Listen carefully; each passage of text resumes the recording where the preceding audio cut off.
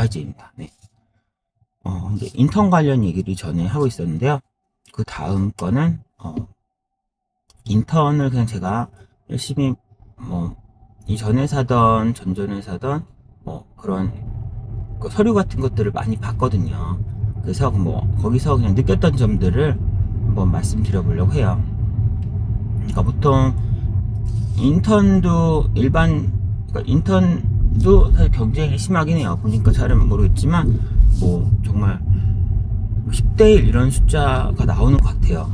그보다 큰 숫자가 나오는 경우도 있고, 인턴인데도, 그보다 낮은 숫자가 나올 수 있겠지만, 근데, 어쨌거나, 그런 게 있어요. 예를 들어서 제가 1차적으로 서류만 본다고 해요. 예를 들어서. 근데, 그러면, 이제 당연히 제가 보고 나서, 또 누군가가 보고 할 테니까, 저한테 예를 들어서 인사팀이나 이쪽에서 한 3분의 1, 그러니까 상위 3분의 1 정도만 좀 1차적으로 네가 서류로 좋은 학생들을 좀 걸러달라 라고 그런 요청을 받으면은 사실 처음에는 되게 부담스러웠어요. 처음에는 그러니까 대충 한다는 게 아니라 다들 너무 잘하는 그 사람들 관해서 정말 100점 만점이 예를 들어서 81점 그러니까 잘한 걸 치면은 83점, 82점, 81점, 70점, 79점, 78 이런 느낌에서 70 정말 9에서 자르니 78에서 자르니 8.5에서 잘라야 되니 그럼 78로 떨어지지.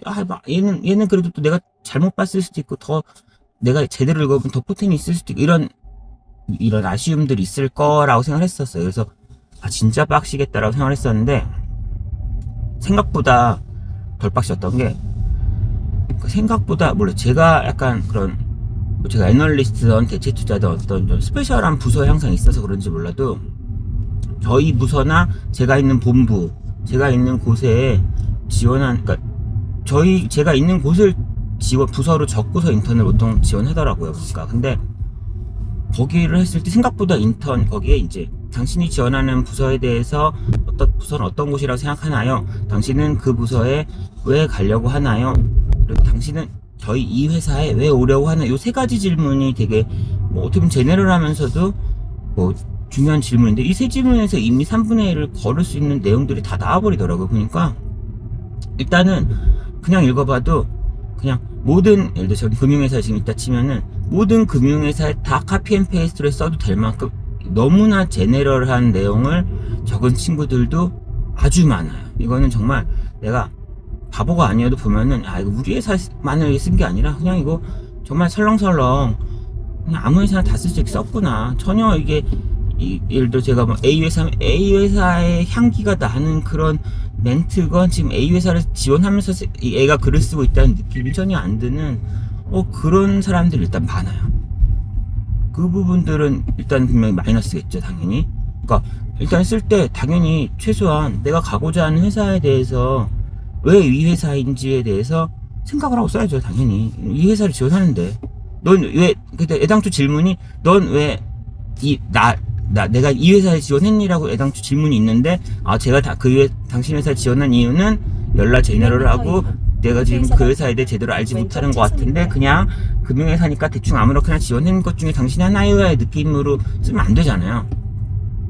조금은 연구를 해야 된다 생각해요. 그러니까 어쨌거나 그 부분이 정말 대충 너무 제너럴하게 써놓은 사람이 되게 많아서 근데 어떻게 보면 다행인 게 다들 너무 잘 쓰면 나는 더 잘 써야 되잖아요. 근데 생각보다 잘 쓰지 못한 사람이 매우 많아서 그냥 어떻게 보면 FM 어느 정도 내가 해야 될 것만 지켜내면은 3분의 1 안쪽은 그냥 거의 당연히 들어가겠더라고.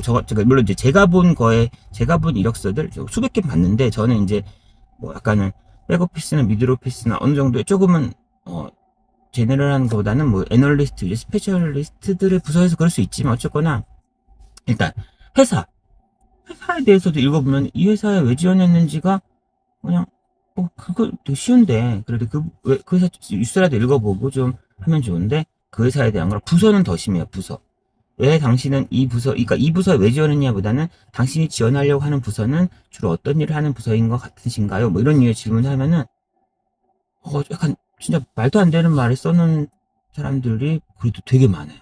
그래서 아까 말한 회사에 대해서 이 회사에 쓴 건지 모르겠던 사람들 그리고 해당 부서도 부서에 대해서 파악은 하고 쓴 건가? 이럴 거면 그냥 눈 감고 아무 부서나 찍어도 되는 거 아니야? 왜 이 부서를 굳이 찍었지? 이름이 단어가 예뻐서 그러나? 약간 이런 느낌이 들 정도로 진짜 그 부서에 대해서 스터디가 안 돼 있어요. 그러니까 스터디라는 문제가 아니라 그냥 부서가 뭔지 모르고 단어만의 느낌과 향기를 보고 그냥 쓴 것 같은 느낌이에요. 그래서 잠시 후 그 부분이 사당 방면 그러니까 왼쪽 100점짜리를 단어를 쓸 필요도 없는데 조금은 300m 그러니까 이후 뭐 검색으로 안 나올 수도 있죠. 그렇기 때문에 선배들이나 어떤 인맥, 금융 쪽의 사람들 근데 물어보기라도 하면 좋을 것 같아요. 제 생각에는 일단 아예 지금 금융에 가지 않은 초짜인 내가 검색과 상상과 추측만으로 한 그 부서의 모습과 최소한 금융권에서 어느 정도 일하고 있는 사람, 발 담근 사람이 실제 알 수도 있고 또는 한 단계 건너서 물어볼 수도 있고 추측해서 쓸 수도 있겠죠. 그런 것이 그렇게라도 했을 때 한 칸 더 그 부서의 내용에 접근하는 그것만으로도 제 생각엔 또 3분의 1 안에 들어가겠더라고요. 그래서 그러니까 뭐 선배들과의 만남이나 졸업 선배들과의 만남들 아니면 저희 같은 경우 이제 CFA 한국협회에서 뭐 주로 경영대 각 대학 경영대 대상으로 CFA 로드쇼라고 해서 꼭 CFA 해야 되는 내용이 아니라 그냥 금융권 실무자들만 4-5명 정도가 가서 그 취업에 대해서 Q&A 하면서 명함 주고 막 얘기를 하거든요. 그럼 이제 나중에 이메일이나 카톡으로 저한테 질문하는 친구들이 많이 있어요. 엄청 많진 않아요. 생각보다 사실 되게 부끄러운가 봐요. 그래서 근데 그냥 물어보면 돼요. 그냥 솔직히 이게 물어보는 게 예의가 아닐까 생각할 수도 있지만 예의가 아니거나 바쁘지 않으면 바쁘면은 대답 안 하겠죠. 어차피 뭐. 그러니까 최소한 200m 그러니까 이후 물론 이제 연락 거만하게 물어보지만 않는다면 그냥 예의를 다해서 질문을 했으면 그 질문을 그런 질문을 받고 답하는 걸 좋아하는 사람들이 또 주로 대외 행사에 나가는 거고 또 너무 바쁘면은 나중에 읽어서 답을 할 거고 정말 이게 예의가 아니면은 그냥 뭐 일십 당하던가 하겠죠. 근데 일십할 일도 거의 없고 그냥 최소한 던지는 게 질문을 하는 게 나을 것 같고요. 그런 사람들을 통해서 1%라도 내 이력서에 그런 뎁스가 올라가거나 조금 더 확률이 올라간다면 당연히 너무 중요하고 좋은 거잖아요. 그걸 해야죠, 당연히. 부끄럽더라도. 그러니까 전화로 하는 건 상대방도 다 일하는 사람들이다 보니까 전화로 하면 무조건 못 받을 수 있는데 카톡이나 이메일은 사실은 좀 실시간으로 말하는 것도 아니고 조금 부끄러운 거와도 좀 떨어져 있잖아요. 사실은 그냥 문자잖아, 문자 형태의 커뮤니케이션으로라도 그렇게라도 물어보고서 자세하게 현재 상황이랑 그런 얘기를 하면서 좀 물어봐서 그런 답변을 받아가지고 여의대로 방면으로 내 이력서에 조금은 내가 말도 안 되는 걸 혹시 썼을 수도 있으니까 그런 거에 대한 조정을 좀 해서 한 칸만 더 정밀도를 올린다면은 분명히 그런 인턴이 일반 그냥 정규 직원 뽑는 것보다 한 칸은 쉽잖아요.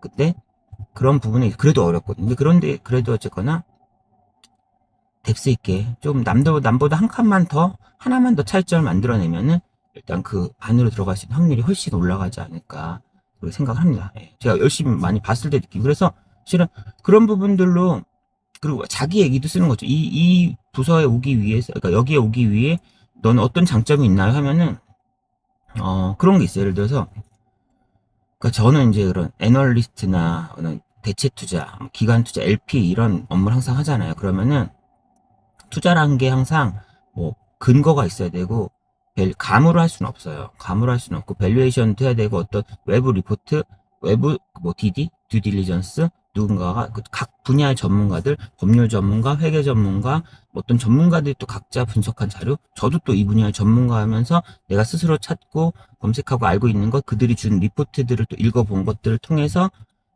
또 어떤 백데이터, 또 이런 상황을 뭐 위원회 같은 임원들이 있는 투자 의사결정위원회한테 또 설명을 하면서 그들이 저 친구가 말한 저 내용이 납득이 되네. 진짜 좀 맞는 말인 것 같고 괜찮은 것 같아. 그런 설득의 과정. 설득을 하기 위해서는 다 백데이터랑 논리가 있어야겠죠. 그런 것을 통해서 의사결정을 해서 보통 투자를 하거든요. 그렇다면은 사실은 개인 투자랑 되게 달라요.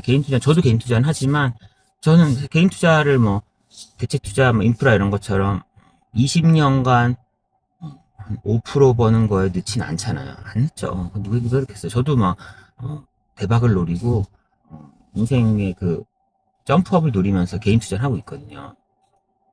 결론은 개인 투자의 의사결정 방식은 완벽한 백데이터와 이런 논리적인 버텀업 분석을 통한 의사결정이 아니고 사실은 감과 느낌과 소문일 수도 있고 뭔가의 믿음, 어떤 다양한 좀 개별 변수, 꽉 짜여진 빌드업적인 건 아니고 좀 다른 부분이라고 생각을 해요. 아니면 기술적 분석일 수도 있고 기술적 분석을 대체 그러니까 남의 돈을 운용하는 기관 투자자 입장에서는 그런 쉽지 않거든요. 그런 방식을 쓰기에는 기술적 투자도 좀 어려워요.